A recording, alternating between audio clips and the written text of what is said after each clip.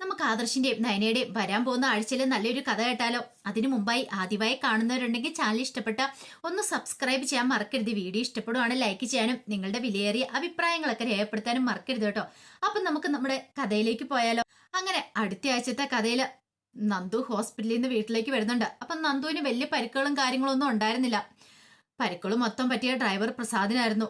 നന്ദുവിന്റെ മനസ്സിൽ ചില സംശയങ്ങളൊക്കെ ഉണ്ടായി. ഇതാരോ മനഃപൂർവ്വം തന്നെ ഇല്ലാതാക്കാൻ വേണ്ടി ചെയ്തതാണ്.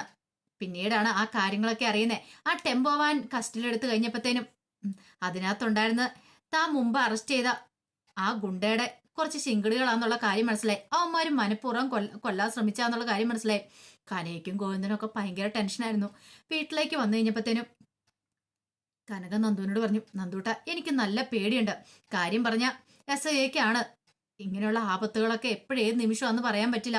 നീ ഈ വീട്ടിൽ നിന്ന് ജോലിക്ക് പോയിട്ടുണ്ടെങ്കിൽ വരുന്നോടം വരെ നെഞ്ചിനകത്ത് ഇപ്പൊ തീയ. ആ ഒരു അവസ്ഥയിലെ കാര്യങ്ങളൊക്കെ പോകുന്നറിയാവോ? നന്ദു പറഞ്ഞു, അമ്മ എന്തിനമ്മ ഇങ്ങനെ വിഷമിക്കണേ? വിഷമിക്കേണ്ട കാര്യമൊന്നുമില്ല. നിനക്ക് ഇതൊക്കെ പറയാം. ഞങ്ങളുടെ വിഷമം ഞങ്ങൾക്കല്ലേ അറിയത്തുള്ളൂ. അതേപോലെയൊക്കെ തന്നെയായിരുന്നു നയനയ്ക്കും. കാരണം നന്ദുവിന് വയ്യാന്ന് അറിഞ്ഞു കഴിഞ്ഞപ്പോഴത്തേനും നയന ഓടിച്ചെന്ന് ഹോസ്പിറ്റലിൽ. നന്ദുവിനെ കണ്ടു കഴിഞ്ഞപ്പോഴാണ് നയനയ്ക്ക് സമാധാനമായത്. നവ്യാണ് തിരിഞ്ഞു പോലും നോക്കിയില്ല. കനയ്ക്കും ഗോവിന്ദനൊക്കെ അതിനകത്ത് നല്ല വിഷമം ഉണ്ടായിരുന്നു. കാരണം നന്ദുവിനൊരു ആപത്ത് വന്നെന്ന് പറഞ്ഞിട്ട് പോലും നവ്യെ തിരിഞ്ഞു പോലും നോക്കിയില്ലോ. നന്ദു പറഞ്ഞു, അതൊന്നും നിങ്ങൾ ആരും കണക്കിലെടുക്കേണ്ട കാര്യമില്ല. നവ്യേച്ചിയുടെ സ്വഭാവം അറിയാലോ. നവ്യേച്ചിക്ക് എന്ന് സ്വന്തം കാര്യം മാത്രമേ ഉള്ളൂ. മറ്റുള്ളവരെ കുറിച്ച് ഒരു ചിന്തയില്ല. ഇപ്പൊ അബിയെ ഞാൻ കാരണമാണ് ജയിലിൽ അയച്ചെന്നുള്ള ചിന്തയാ നവ്യേച്ചിയുടെ മനസ്സിലാണ്. അതുകൊണ്ട് തന്നെയുള്ളൊരു വാശിയും വൈരാഗ്യവാ. അതൊന്നും അച്ഛനും അമ്മയും കണക്കിലെടുക്കേണ്ട കാര്യമില്ല. നവ്യേച്ചി വരാത്തോണ്ട് എനിക്ക് വിഷമമില്ലെന്ന് പറയണം. പിന്നീട് നയനയാണെങ്കിലും പറഞ്ഞു, 1-2 ദിവസം കഴിഞ്ഞതിന് ശേഷം ഇനി ഡ്യൂട്ടിക്കൊക്കെ പോയാൽ മതി, തൽക്കാലത്തേക്ക് പോവണ്ടെന്നൊക്കെ പറഞ്ഞു. അങ്ങനെ നന്ദു ഒരു 2-3 ദിവസം റെസ്റ്റും കാര്യങ്ങളൊക്കെ ആയിരുന്നു. ഈ സമയത്ത് നയന വീട്ടിലേക്ക് പോന്നു. വീട്ടിലേക്ക് വന്നാലും ആദർശ് അന്ന് വിളിച്ചിട്ടില്ല. നയനയ്ക്ക് നല്ല ടെൻഷൻ ഉണ്ടായിരുന്നു. ആദർശേണ്ട എന്നെ വിളിക്കാത്തേന്ന് ഓർത്തിട്ട് അങ്ങനെ ആദർശിനെ നയനെ വിളിച്ചു നോക്കുവാണ്. വിളിച്ചിട്ട് കിട്ടണില്ല. ഇതെന്ത് പറ്റി? ഇങ്ങനെ വിളിക്കാതിരിക്കുന്നതല്ലോ. എത്ര തിരക്കുണ്ടെങ്കിലും വിളിക്കേണ്ടതാണ്. വിളിക്കാത്തോണ്ടൊരു ബുദ്ധിമുട്ടും കാര്യങ്ങളും ഉണ്ടായിരുന്നു. പിന്നീട് നയനെ വിഷമിച്ചിരിക്കുന്ന സമയത്ത് ദേവേനെ അങ്ങോട്ട് വന്നു. ദേവേനെ വന്നിട്ട് ചോദിച്ചു, എന്താ മോളെ, നീ എന്താ വിഷമിച്ചിരിക്കണേന്ന് ചോദിക്കാം. അല്ല അത് പിന്നെ അമ്മേ, എന്താ ആദർശ് വിളിക്കാഞ്ഞിട്ടാണോ? ഞാനും അവനെ വിളിച്ചു നോക്കിയായിരുന്നു. എന്താന്നറിയത്തില്ല, അവനെ വിളിച്ചിട്ട് കിട്ടുന്നില്ല എന്ന് പറയണ. ഇനി മോളെ ഇടയ്ക്കെങ്ങാനും വിളിച്ചായിരുന്നു എന്ന് ചോദിച്ചു. അപ്പോഴേക്കും നയന പറഞ്ഞു, ഇല്ലമ്മേ, ഞാനും വിളിച്ചിട്ട് കിട്ടില്ല എന്ന് പറയണം. മോള് വിഷമിക്കേണ്ട, അവന്റെ തിരക്കുകളും കാര്യങ്ങളും ഒക്കെ അറിയാലോ. അവിടെ ചെന്ന് കമ്പനി കാര്യങ്ങൾ വന്നിട്ടുണ്ടെ പിന്നെ അവള് വീട്ടിലുള്ളവരെ കുറിച്ച് പോലും ചിന്തിക്കില്ല എന്ന് പറഞ്ഞു. അങ്ങനെ ദേവേനി പറഞ്ഞിട്ടുണ്ടെങ്കിലും ദേവേന്റെ നെഞ്ചിനകത്തൊരു പെടപ്പായിരുന്നു. ദേവേനിക്ക് സംശയമുണ്ട്. കാരണം നയനെ പ്രഗ്നന്റ് ആയിട്ടിരിക്കുന്ന സമയത്ത് ഒരിക്കലും ആദർശ് അങ്ങനെ വിളിക്കാതിരിക്കേണ്ട അല്ല. പക്ഷെ എന്തോ കാര്യമായിട്ട് പ്രശ്നമുണ്ടെന്ന് മനസ്സിലായി. നയനെ സമാധാനിപ്പിക്കാൻ വേണ്ടി മാത്രം അങ്ങനെ പറഞ്ഞതാണ്.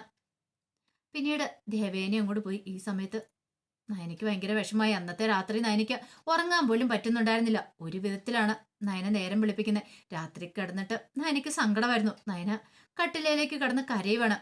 ആദർശനൊന്ന് വിളിക്കുമായിരുന്നെങ്കിൽ ഒരു സമാധാനം ഉണ്ടായനം. പക്ഷെ അതൊന്നും ഇല്ലല്ലോ.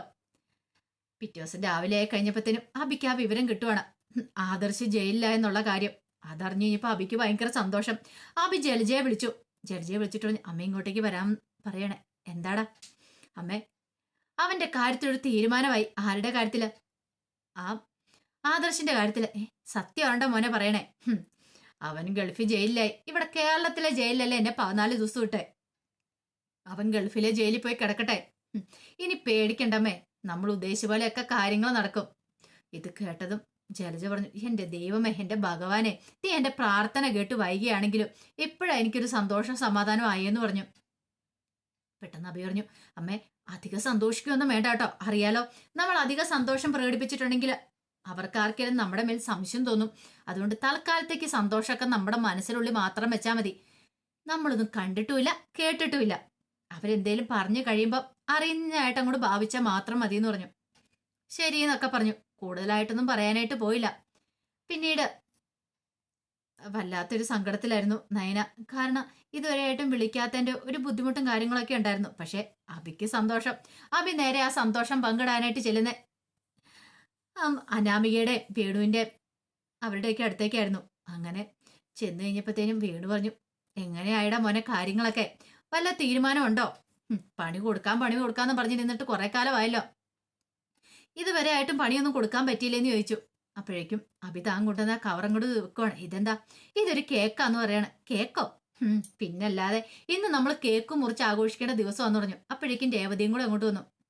അതിന് മാത്രം സന്തോഷിക്കാനായിട്ട് വല്ല കാര്യം ഉണ്ടായിട്ടുണ്ടോ അഭി എന്ന് ചോദിച്ചു. അവളുടെ വയറ്റി വളർന്ന കുഞ്ഞെങ്ങാനും പോയോ? ആ നയനയെന്ന് പറയുന്നവളുടെ. അത് കേട്ടപ്പോൾ അഭി പറഞ്ഞു, അതിനേക്കാളും വലിയൊരു സന്തോഷമുള്ള കാര്യം ഇപ്പം നടന്നിരിക്കുന്നത്. അത് കേട്ടപ്പോൾ അനാമയിച്ച് എന്ത് കാര്യം? അവനുണ്ടല്ലോ ആദർശ്, അവൻ അവിടെ ഗൾഫിൽ ജയിലിലാന്ന് പറയണം. നമ്മുടെ ഉദ്യമങ്ങൾ കുറെയൊക്കെ വിജയിച്ചെന്ന് പറയണം. അനാമി ചോദിച്ച സത്യമാണോ പറയണേ? പിന്നല്ലാതെ.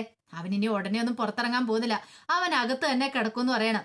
അനന്തപുരിക്കാർക്ക് കിട്ടാവുന്നതിൽ വെച്ച് ഏറ്റവും വലിയ അടിയെ കിട്ടിയിരിക്കുന്നേ. ഇത് കേട്ടത് വേണു പറഞ്ഞു, ഓ ഇങ്ങനെ ഒരു സന്തോഷ വാർത്ത കേൾക്കാനായിട്ട് എത്ര കാലം കാത്തിരിക്കേണ്ടി വന്നു. എന്റെ മോളെ നിഷ്കരണം അവിടുന്ന് വലിച്ചെറിഞ്ഞ ഈ പറയുന്ന ആദർശിനും എനിക്കും എല്ലാവർക്കും അതിനകത്ത് പങ്കുണ്ട്.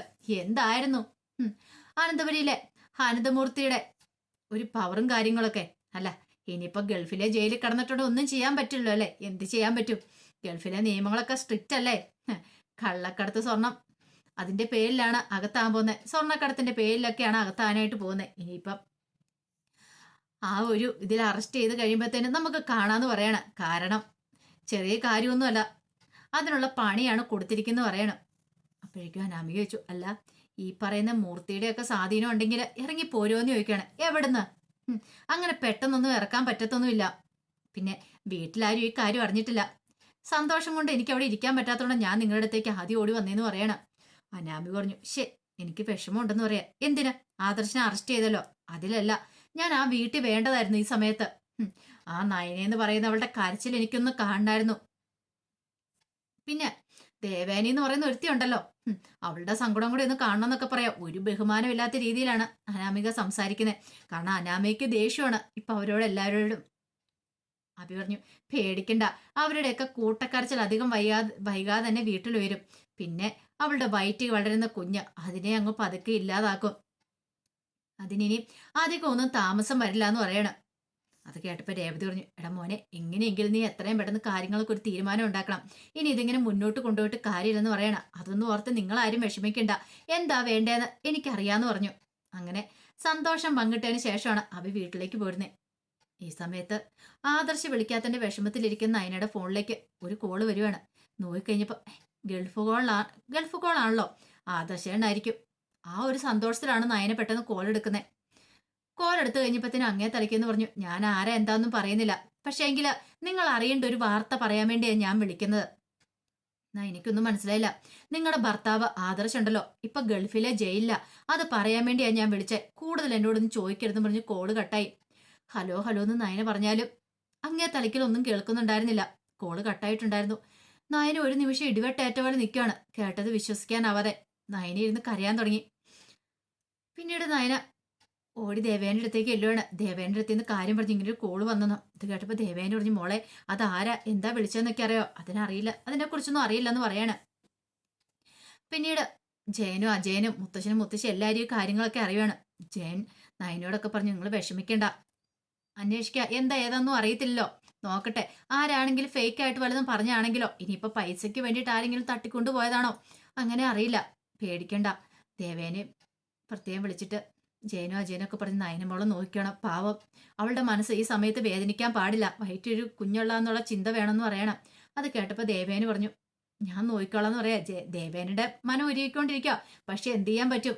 നയനിക്ക് വേണ്ടുന്ന ഇപ്പൊ ആത്മവിശ്വാസം കൊടുക്കേണ്ട താനാന്നുള്ള ചിന്ത ദേവേനയുടെ മനസ്സിലുണ്ട്. ദേവേന് പോയി നയനെ ആശ്വസിപ്പിക്കുന്നുണ്ട്. മോള് വിഷമിക്കൊന്നും വേണ്ട, എന്ത് വന്നാലും ശരി. ദേ അച്ഛനൊക്കെ അങ്ങോട്ട് പോകുന്നുണ്ട്, അവര് പോയി ഇറക്കൊണ്ട് വരും. എന്താ കാര്യം എന്നൊക്കെ അറിയണമല്ലോ. ഒടുവിലെ ഗൾഫിന് പോകാൻ തന്നെ അജയനും ജയനും ഒക്കെ തീരുമാനിക്കുകയാണ്. മുത്തശ്ശൻ പറഞ്ഞു, ഞാനും കൂടെ വരാന്ന് പറഞ്ഞു. മുത്തശ്ശന്റെ ആരോഗ്യസ്ഥിതി മെച്ചമില്ലാത്തതുകൊണ്ട് മുത്തശ്ശൻ വരണ്ടാന്ന് എന്ന് അവര് തന്നെ പറയുകയാണ്. പക്ഷേങ്കിലും മുത്തശ്ശന് ഭയങ്കര ടെൻഷനായിരുന്നു. ഇവിടെ ഇരുന്നിട്ടുണ്ടെങ്കിൽ ഒരു സമാധാനം കിട്ടില്ല. അങ്ങോട്ടും ഇങ്ങോട്ടും ഒക്കെ വിളിച്ചിട്ട് കാര്യങ്ങളൊക്കെ തിരക്കുന്നുണ്ട്. പക്ഷെ ആർക്കും കൃത്യമായിട്ടുള്ള വിവരങ്ങളും കാര്യങ്ങളൊന്നും അറിയത്തില്ല. എന്താ ഏതാ സംഭവിച്ചെന്ന് പോലും അറിയത്തില്ല.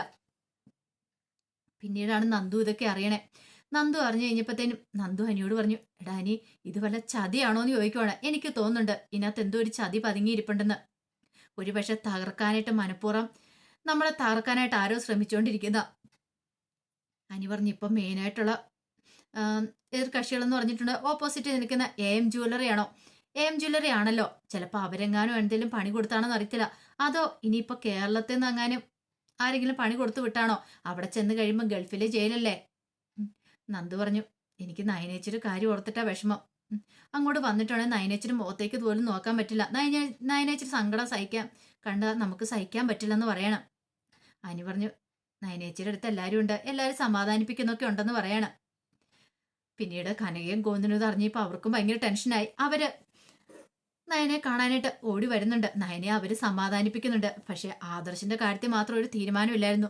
ദേവേനെയാണെങ്കിലും അറിയാവുന്ന ദൈവങ്ങളെ എല്ലാം വിളിച്ച് ഉള്ള നേർച്ചകളും വഴിപാടുകളൊക്കെ നടത്തുവാണ്. എൻ്റെ മോനെ ഒരാപത്തും കൂടാതെ നിങ്ങൾ തിരിച്ചു വരണം.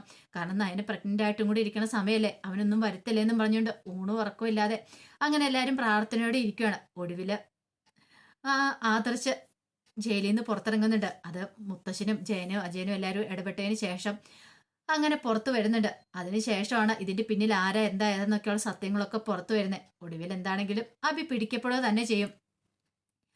അങ്ങനെ എന്തെങ്കിലും സംഭവിച്ചാൽ ദേവേനയോ വെറുതെ ഇരിക്കുവോ? ഒരിക്കലും വെറുതെ ഇരിക്കില്ല. അതിന് നല്ല പണി തന്നെ കൊടുക്കുക തന്നെ ചെയ്യും. ജലജയെ വെല്ലുവിളിച്ചിട്ട് ആ കാര്യങ്ങളൊക്കെ പറയുന്നുണ്ട്. ചന്തമോളുടെ അച്ഛൻ അഭിയാന്നുള്ള കാര്യങ്ങളൊക്കെ. അപ്പൊ അതിന്റെ വിശേഷങ്ങളൊക്കെ നമ്മൾ കാണാനായിട്ട് പോകുന്നത്. ആ വിശേഷങ്ങൾക്കായി നമുക്ക് എല്ലാവർക്കും കാത്തിരിക്കാട്ടോ. ഒരിക്കൽ കൂടി എല്ലാവർക്കും ശുഭരാത്രി നേർന്നുകൊണ്ട് നിർത്തുന്നു.